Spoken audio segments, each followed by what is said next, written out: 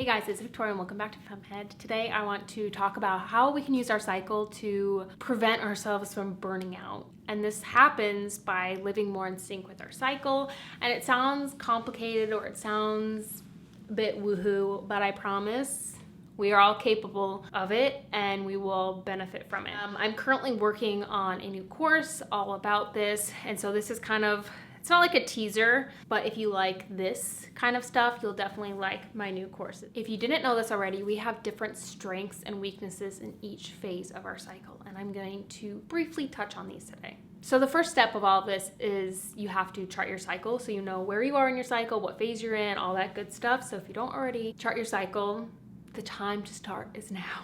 If you want to take a course, I have a course. If you don't, you don't have to. There are apps, there are books, there are plenty of resources out there for you if you want to learn how to chart your cycle. But if you want help, if you want to use it for birth control, I highly recommend taking a course, working with someone. But if you're just using it to learn more about yourself, gain more insight into what's happening in your body, you don't need an instructor. But regardless, I'll link that down below. So we have 4 phases over the course of a menstrual cycle.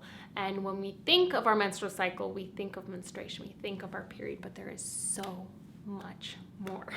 If you can learn to live in sync with where you are in your cycle, you can then take advantage of those strengths that you have during that phase. And it is delicious, it is beautiful. This is how things were meant to be. So listen up. We'll start with our menstrual phase. Your menstrual phase should be all about rest, reflection, and evaluation. If you learn one thing from this video, it is to slow down during your period. We live in a culture where the busier you are, the better. Like there is some crown we wear, like when we're like, oh, I just don't have time. I'm so busy. I have so much going on. Like I'm guilty of that. But it's not the way to live. We need to all slow down. So one thing from this, slow down on your period, let yourself rest, let yourself relax, rejuvenate. And even if you can take the couple days leading up to your period and slow down, like you will be rewarded straight after your period with motivation, inspiration, it's the best. Right after you've really rested on a period, that's my favorite part of my cycle. But if you start charting and you start listening to your body, you'll quickly notice your body begging to slow down and sometimes stop on your period. As much as you can, listen to that, give in to that. I promise you'll be able to catch up later. There are so many things that don't need to happen right now that can wait.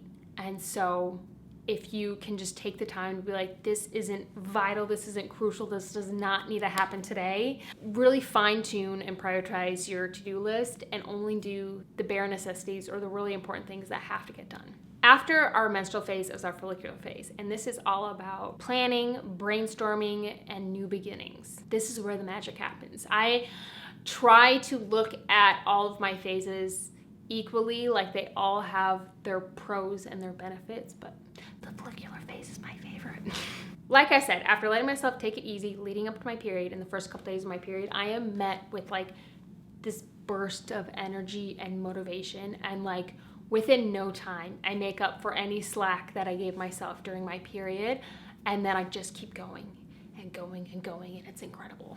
Ovulation comes next. This is a shorter phase, but this is all about communicating, connecting, and putting yourself out there. I feel like we've all heard of, I feel like it was a study or something that shows that exotic dancers make more when they're ovulating. In tips, you're so much better at like attracting things to you. Like you have, what was it called in a book recently? It was like egg wisdom. Yeah, I think that was it, egg wisdom. You have this like power and gift when you're ovulating. All of your communicating, all your face-to-face, social, out there moments. Fill up your calendar with fun events during ovulation. I personally always view ovulation and like this phase as an extension of my follicular phase. Obviously, I know when I'm ovulating because I chart, but energy and motivation wise, I'm not the best yet at like differentiating my strategies between follicular and ovulatory. And so I kind of like lump them together. Like I lump follicular and ovulatory together, and then I lump luteal, well, I guess like the second half of my luteal phase and my menstrual phase together. Put yourself out there. If you can like do a presentation, do an interview, this is the time to do it. And then finally, your luteal phase. This is the time in your cycle for focus, details, putting in work, getting stuff done, tying up loose ends, all that sort of stuff. This is the phase that I struggle with the most because all of my hormonal issues have shown up in my luteal phase, and it's just the one that I've struggled with. So I'm working to balance my hormones, heal all of that, and improve my luteal phase. So I kind of have a love-hate relationship, but I really try to focus on the positives of this phase, and there are quite a few. So this is where you can just kind of put your head down and finish up the work. Like I said, tie up the loose ends, get in the zone, focus, and just work, complete projects. This is the time. Towards the end of your luteal phase, though, you will start to notice that your body is slowing down. It's getting more tired. It needs more rest. It's not as active. And to the best of your ability, listen to that and start slowing down, start gearing up for hibernation of your menstrual phase,